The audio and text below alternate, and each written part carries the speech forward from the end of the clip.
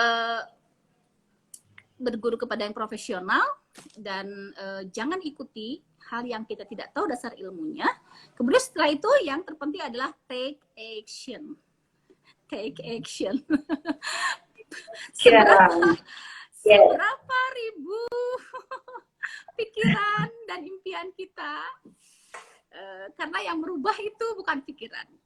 Memang diawali dengan pikiran, tapi yang merubah menjadi kenyataan itu adalah take action. Tindakan nyata ya Bunda ya. Tindakan nyata. Mungkin begini sahabat-sahabat. Terus percepatannya gimana biar bisa ajaib kayak Bunda Sufi, kayak Bu Dewi, atas izin Allah diberikan kemudahan, keajaiban. Ya, dekatkanlah diri kita sama Allah, maka Allah akan memberikan kemudahan-kemudahan tersebut. Kurang lebih seperti itu Bunda ya. Makanya ada cara yang umum dan juga cara percepatan, yaitu spiritual kita harus ditingkatkan lagi dengan cara terus mendekatkan diri sama Allah. Iya, dan sebenarnya rasa saya sudah sampaikan tadi bahwa sebenarnya rasa itu adalah doa yang sebenarnya.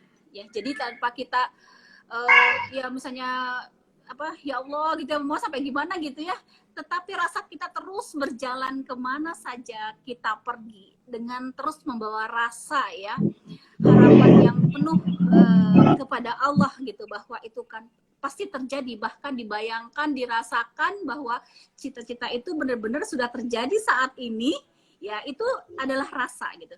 Dan rasa ini jauh lebih dahsyat daripada rasa itu jauh lebih dahsyat daripada hanya sekedar pikiran kita dan daripada hanya sekedar doa kita tanpa ruh ya. Doa kita tanpa ada keyakinan penuh kepada Allah dan yakin bahwa akan dikabulkan dengan sepenuh rasa, itu sebenarnya doa kita kayak seperti hambar tanpa makna. Tetapi kita kemanapun pergi dengan terus membawa rasa bahwa itu insya Allah dengan izin Allah itu pasti terjadi, Allah akan pasti ngasih kemudahan dengan cara apapun caranya gitu ya.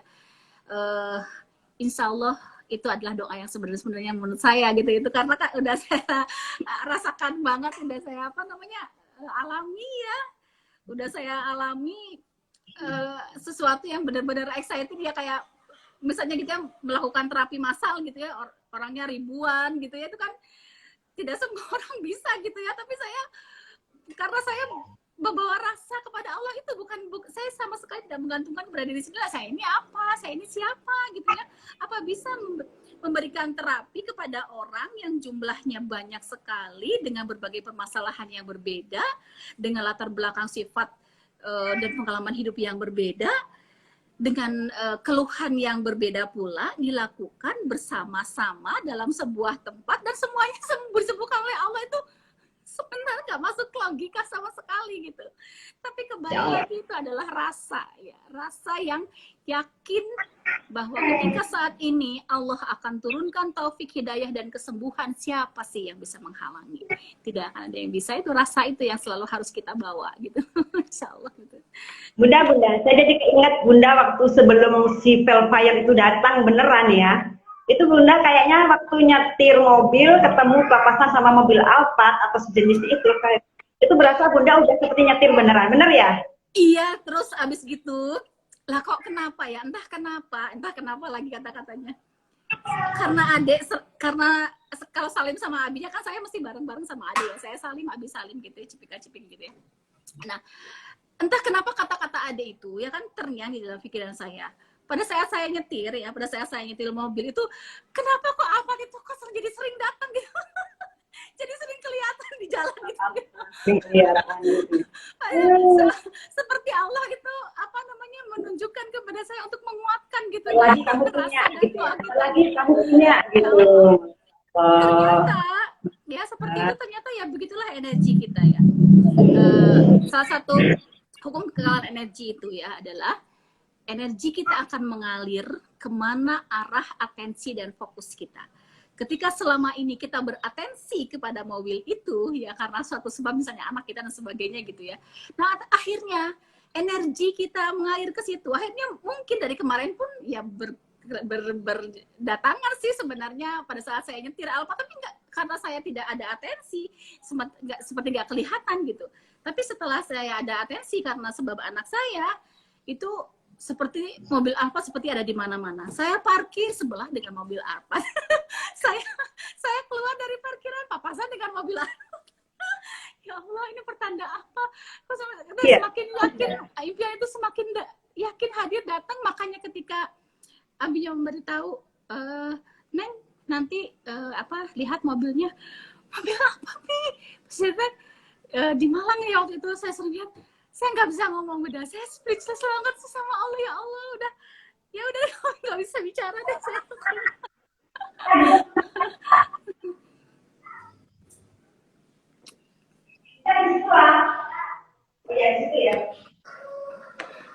Oh, dahsyat. Mohon izin ya, nekokin si kecil, khawatir dia ke jalan, nggak ada yang ngawasin. Nah, itu kayaknya gitu juga, Bun. Kadang gitu ya, ketika kita udah istilahnya manut sama skenario terbaiknya Allah, udah hidup ini biar Allah yang atur. Dan cuman kita kan tinggal kedip-kedip doang. Nah, ini kisah nyata saya sendiri, Bun. Saya kan dari awal 2020 itu nganterin putri saya tuh rekaman, terus bikin video sekalian. Saya cuman batin ini. Misalnya aku di posisi dia gitu kali ya, rasanya gimana, harus take ulang vokal di syuting gitu enak gimana kan.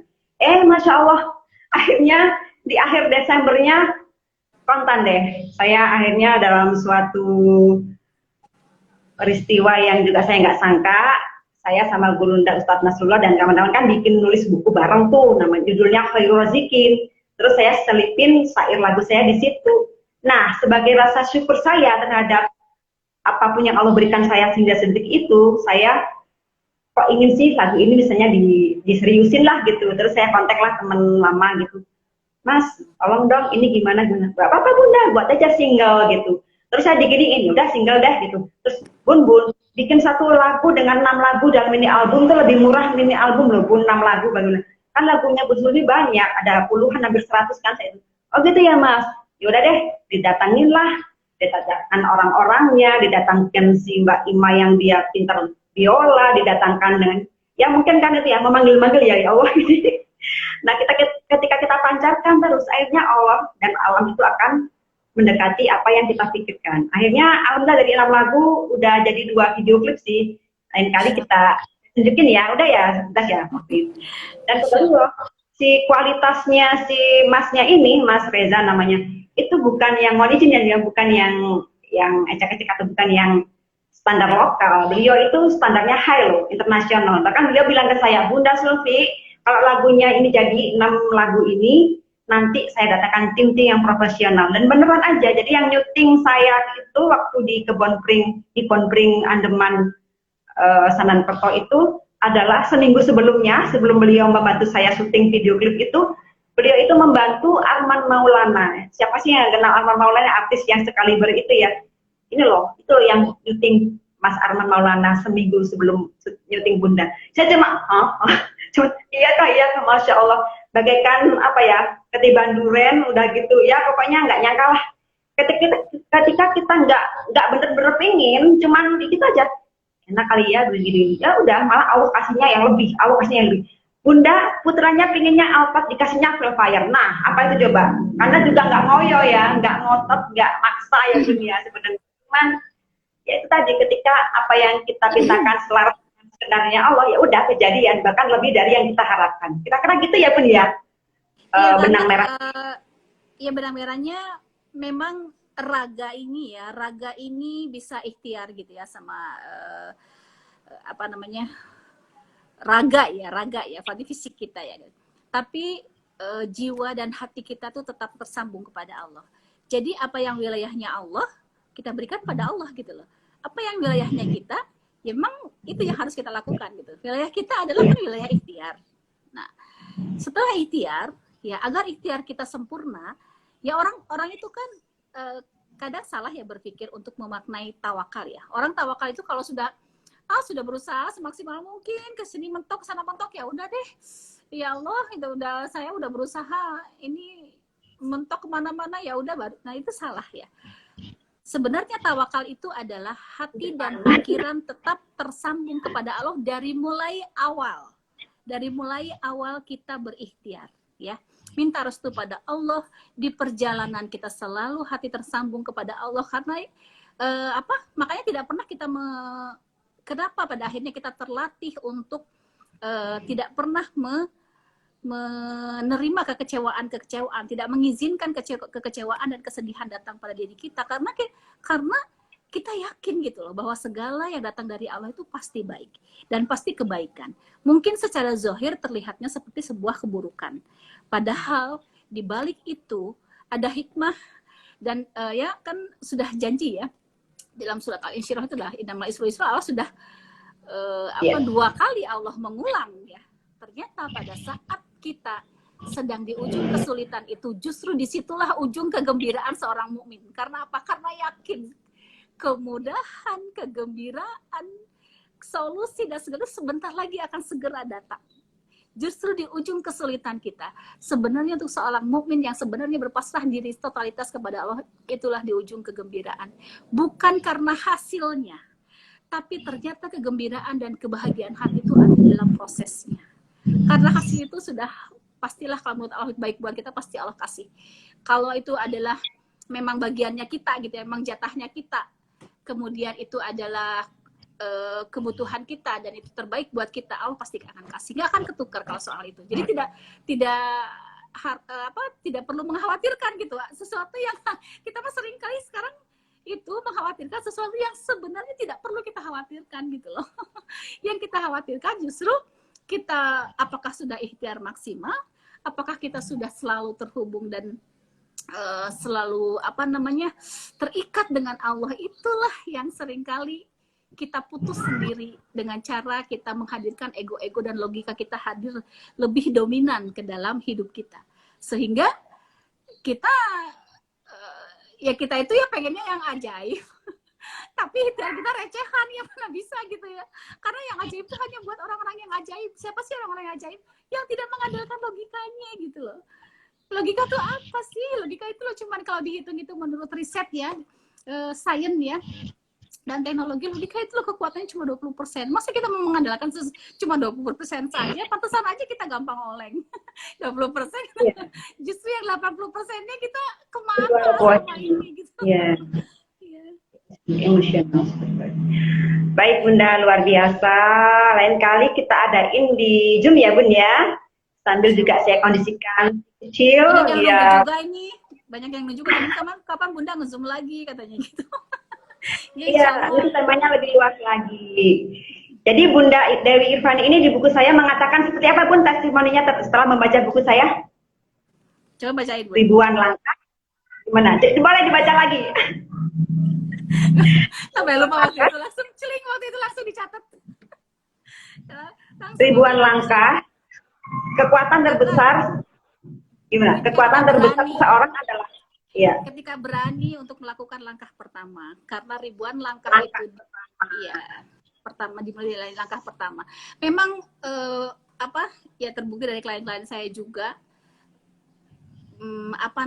memulai untuk melakukan langkah pertama itu memang tidak mudah ya. Kenapa? Logikanya ini logika, tapi tetap nanti bersandar kepada Allah.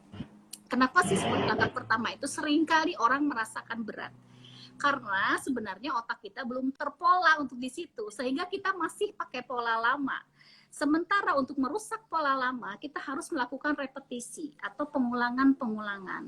Ketika kita berlatih dulu dengan diawali memulai langkah pertama, kita memberanikan diri bismillah di langkah pertama, kemudian kita konsisten kemudian melakukan pengulangan-pengulangan seperti langkah pertama, akhirnya otomatis itu sebenarnya memang alami ya terjadi dalam otak kita ini. Kita akhirnya pergerakan kehidupan kita itu mengikuti pola yang baru. Nah, ketika pola yang baru terbentuk, pola lama itu akhirnya hancur dengan sendirinya. Kita akan senang berilmu, kita akan senantiasa menjadi pembelajar, sehingga apapun menjadi media belajar untuk kita. Itu kan pola baru kita, karena pola lama kita nggak seperti itu. Saya pun pola lamanya nggak seperti itu loh. Tapi ketika hidup di pola yang baru, bertemu dengan siapapun, ada dimanapun, pergi kemanapun, semuanya adalah ruang kelas, semuanya adalah media untuk saya belajar. Tapi kan untuk terbentuk pola itu, perlu merusak pola yang lama. Nah, pola yang lama itu dirusak dengan cara memulai langkah pertama, lakukan repetisi, kuatkan azam, yakin, dan senantiasa libatkan Allah. Kenapa sih penting untuk senantiasa melibatkan Allah melalui doa kita? Agar ikhtiar kita itu tidak hanya rasa dunia gitu ya, agar mempunyai nilai nanti di akhirat juga. Ya, kalau kita tidak pernah terhubung dengan Allah, ya, kemudian tidak pernah melibatkan Allah, tidak pernah berdoa dan bersandar kepada Allah, semua itu hanya rasa dunia. Ya, zero, Jadi semuanya zero. Iya, semuanya akan dikalikan 0. Akhirnya semuanya zero. Tapi ketika kita libatkan Allah, disitulah sebenarnya nilai kita, karena kita di dunia itu paling sisa-sisa waktu tinggal berapa langkah lagi, nggak tahu lah ya, sampai batas waktu kita kan. Kalau sudah ajal ya sudah habis semuanya. Tapi kalau ini semuanya mempunyai nilai di akhirat, ya insya Allah itu menjadi modal di kehidupan kita yang kekal abadi, yang selamanya di sisi Allah, insya Allah, seperti itu. Terakhir Bunda, ini hubungannya dengan keadaan sekarang ya. Efek pandemi ini luar biasa. Sebelum pandemi aja saya perhatikan banyak lulusan ya dari sekolah-sekolah perguruan tinggi terutama, itu lulusannya belum terserap secara maksimal sesuai dengan bidangnya. Apalagi saat ini. Nah, saya juga miris nih kemarin dapat kabar dari teman saya gitu.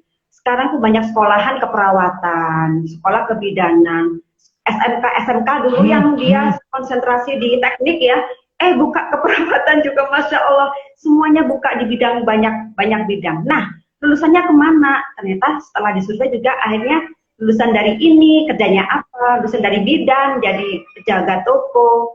Nah, ini seperti itu. Jadi kita kayaknya harus bikin sesuatu nih buat remaja kita, salah satunya biar mandiri. Jadi nggak ngegantungin dia dari lulus sekolah. Kan kalau bisa harapan saya pribadi ya, ini LOP saya, remaja itu udah harus mandiri sejak ini. Seperti apa? Seperti yang diajarkan oleh Rasulullah. Rasulullah memberi contoh bahwa beliau di usia 9 tahun ya menggembala itu ya. 9 atau berapa tahun konversi ketika saya 4. Artinya apa? Jiwa berusaha, jiwa untuk jadi entrepreneur itu sudah harus ada sejak dini. Jadi terlepas mereka nanti lulusnya jadi apa, terus atau bagaimana, itu kan apa? Tidak harus menjadikan halangan mereka untuk jadi mandiri secara finansial. Betul nggak, Bun? Iya, betul. Dan itu memang dari ini ya, dari pola keluarga ya, pola keluarga untuk inikannya, karena kadang-kadang kalau sudah lulus sekalipun gitu ya, karena sebenarnya program awal itu dibentuk di keluarga, yaitu juga hanya menjadi PR besar yang harus tersistem ya semuanya, satu sama lain harus saling mendukung dan harus ada dalam sebuah sistem yang baik, insya Allah, jadi akhirnya memudahkan ke situ. Karena kalau satu bidang saja kita berjalan gitu ya, sementara yang lainnya tidak mendapat dukungan, mungkin bisa tapi mungkin lama gitu ya. Tapi itu tidak akan menutup kemungkinan mulai dari diri kita sendiri, mulai sekarang, dan jangan ditunda lagi untuk memberi peluang seperti apapun yang kira-kira bisa memberikan kemanfaatan untuk generasi muda kita. Jangan menunggu jangan menunggu sistemnya bagus, jangan menunggu banyak hal gitu ya. Mulai dari diri kita sendiri dulu. Apa yang kira-kira ada peluang untuk memberikan kemanfaatan kepada mereka agar mereka memberdaya hidupnya, ya insya Allah itu adalah lebih manfaat untuk mereka gitu, daripada mungkin sementara mereka akhirnya tidak di bidangnya itu karena mungkin hanya itu yang mereka bisa lakukan saat ini gitu loh.